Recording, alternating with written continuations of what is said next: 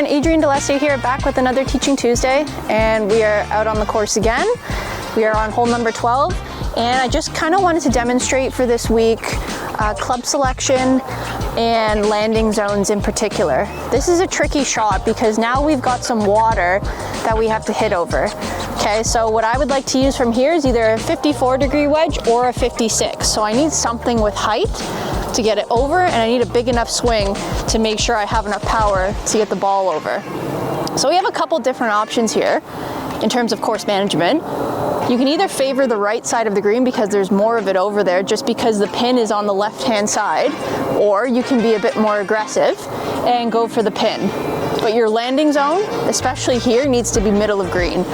To go for that pin and be aggressive with it, the chances of it stopping and getting in that zone where you're comfortable is a little bit lower in this scenario. And we don't really want to go too long because then we're in the bunker, but we want to make sure we give enough just to be on the green.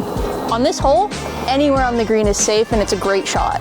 Okay, so I personally would go just right of the flag.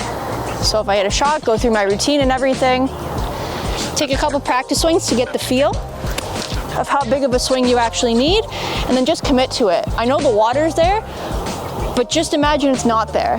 Really just take a backswing, follow through, and accelerate through to really get it on the green.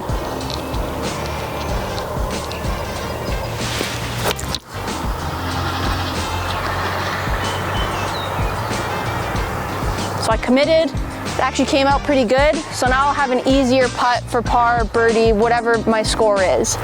Okay, so just remember, commitment is the biggest thing, especially on this hole. Okay, so the more we do that, the more you practice that on the range, the easier it'll be when you get here on this hole.